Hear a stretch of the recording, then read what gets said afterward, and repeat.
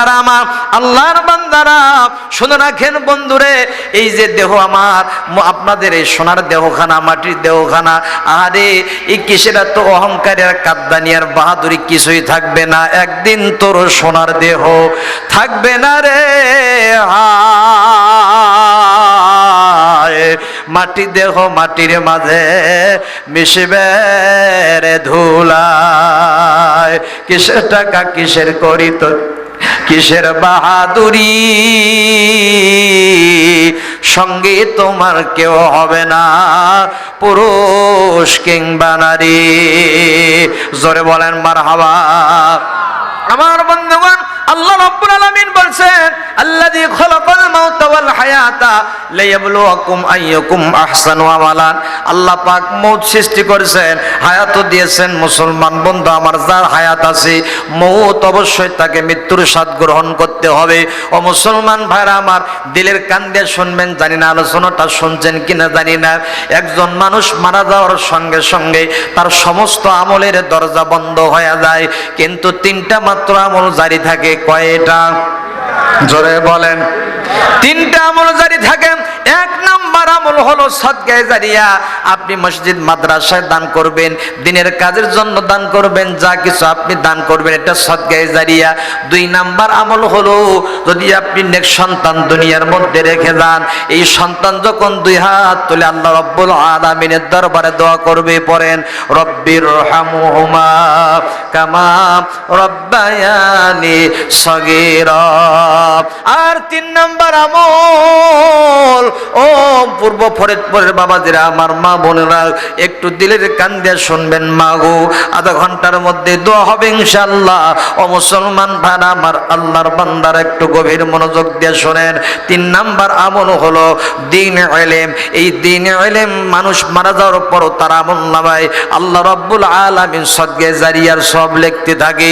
আহারে, এই যখন মানুষ মারা যাওয়ার সঙ্গে সঙ্গে এই আপনার আমার রূহটা সবকিছু জানতে পারে, কে কি করতেছে, কে কোরআন পড়তেছে, কে বাঁশ কাটতেছে, কে কবর খনন করতেছে, কে আমার জন্য গোসলের পানি রেডি করতেছে, বরের পাতা গরম জলে। ও মুসলমান বন্ধু আমার, এই রূহটা চলে যায় কবরের কাছে। যে ব্যক্তিটা কবর খনন করে,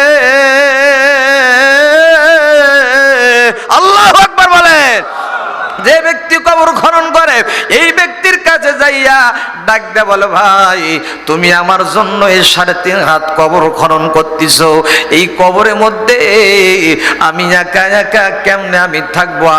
আমি তো জাজিম বক্স খাটে ঘুমাইছি, কিন্তু আজকে আমি অট্টালিকার মালিক, 3 তলা বাসার মালিক আমি। আজকে আমার কোটি কোটি টাকা ব্যাংক ব্যালেন্স সব আমি রেখে এসেছি।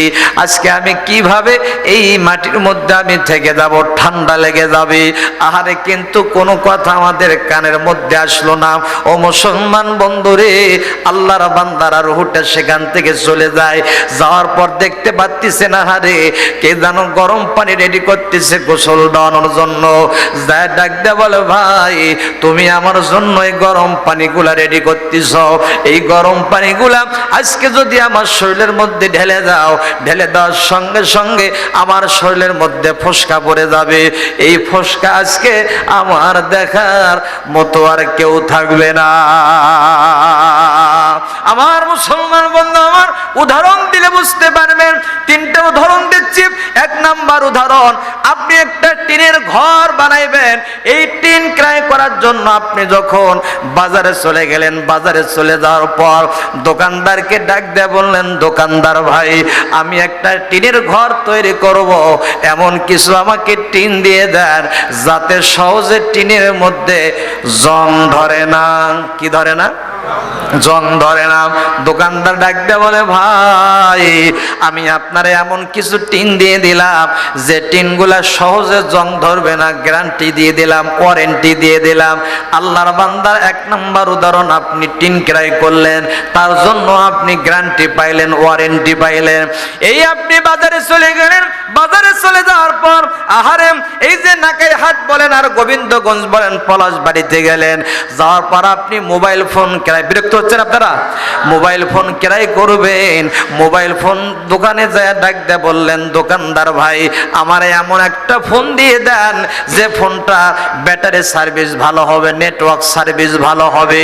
দোকানদার ডাক দিয়ে বলে, কাস্টমার ভাই আমি আপনার এমন একটা মোবাইল ফোন দিয়ে দিলাম, 1 বছরের ওয়ারেন্টি গ্যারান্টি দিয়ে দিলাম, সহজে ব্যাটারি ডাউন হবে না, নেটওয়ার্ক সার্ভিস ভালো হবে।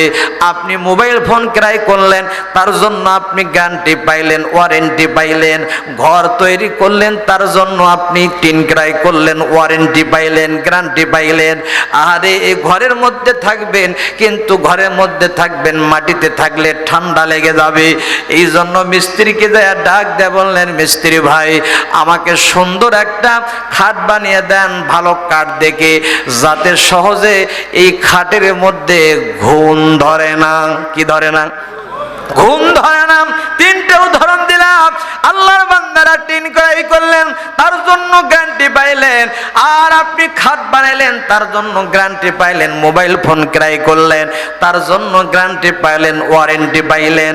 বলেন তো আল্লাহর বান্দারা, পূর্ব ফরিদপুরের বাবাজিরা আমার, বলেন তো আল্লাহ পাক আমাকে আপনাকে জীবন দিয়েছে, এই জীবনের আজও পর্যন্ত কখনো গ্যারান্টি মিলল না। কথা বলেন ঠিক না? আমার মুসলমান বন্ধু আমার, আল্লাহর বান্দারা কিন্তু কোনো কথা আমাদের কানে আসে না। গরম পানি রেডি করতেছে গোসল দেওয়ার জন্য, কিন্তু আমাদের কানের মধ্যে কোনো কথা আসতেছে না, আমরা কোনো কিছু শুনতে পারতেছি না। সাজিয়ে গুজিয়ে দে মোরে সজনী তোরা, সাজিয়ে গুজিয়ে দে মোরে, সাজিয়ে গুজিয়ে দে মোরে সজনী তোরা। বরের পাতা গরম জলে শোয়াইয়া মশারির তলে, বরের পাতা গরম জলে, বরের পাতা গরম জলে শোয়াইয়া মশারির তলে, সাদা মার্কিন আমায় পরাই দে সজনী তোরা, সাজিয়ে গুজিয়ে দে মোরে, সাজিয়ে গুজিয়ে দে মোরে সজনী তোরা, সাজিয়ে গুজিয়ে দে মোরে। জোরে বলেন মারহাবা। আমার বন্ধুগণ একটু দিলের কান দেন, ভাই ও মুসলমান বাবাজিরা একটু দিলের কান দিয়ে শুনবেন। ও মুসলমান ভাইরা আমার, কিন্তু আমাদের কোনো কথা কানের মধ্যে আসলো না। আর গোসল দিয়ে যখন মার্কিন কাপড় পরাইয়া দিল, সাদা কাপড় পরাইয়া দিল, আতর সুরমা লাগিয়া দিল, আরে এই মুর্দা ব্যক্তিটা তখন কান্না করে। যদি আমার কথা বিশ্বাস না হয়, হাদিসের মধ্যে এসেছে এই মুর্দা ব্যক্তিটা মুখের মরণটা খুলে দিয়ে দেখবেন, এই মুর্দা ব্যক্তির 2 চোখ দিয়ে অনেকের পানি ঝরঝর করে পড়ে। আরে এই জন্য কান্না করে, এই জন্য কান্না করে। যাইতে যাইতে বন্ধুরা আমার, বাড়ি থেকে কবর পর্যন্ত যাইতে 7টা জায়গায় থামা হয়। এই 7টা জায়গায় থামার কারণ এই রুহুটা সবকিছু জানতে পারে। আর ডাক দেয়, কয় ভাই রে ধীরে ধীরে যাও, আস্তে আস্তে যাও, এত সাদের দালান কোটা, টাকা পয়সা, বাড়ি গাড়ি আমি রেখে গেলাম, আমার স্ত্রী পুত্র পরিজন সব কিছু আমি রেখে গেলাম, আজকে আমার সঙ্গী সাথী কেউ হলো না, তোমরা একটু আস্তে আস্তে যাও, এত সাদের দালান কোটা আমার দেখে যাইতে দাও। এই জন্য বাড়ি থেকে কবর পর্যন্ত যাইতে 7টা জায়গায় থামা হয়। আল্লাহর বান্দারা লাশ চলতেছে পালকিতে, মুসলমান বন্ধু আমার, পিছনে পিছনে মানুষগুলা ছুটতেছে। এই রুহুটা মনে মনে চিন্তা করতেছে, হায় আল্লাহ এতগুলা লোক মনে হয় আমার সঙ্গী হয়ে যাবে। আহারে বড় দুর্ভাগ্য কপাল। যখন সবাই কবরস্থানে চলে আসে, 3 জন নিয়ে যখন কবরের মধ্যে নেমে যায়, আহারে কবরের মধ্যে নামার পর এই রুহুটা মনে মনে চিন্তা করে,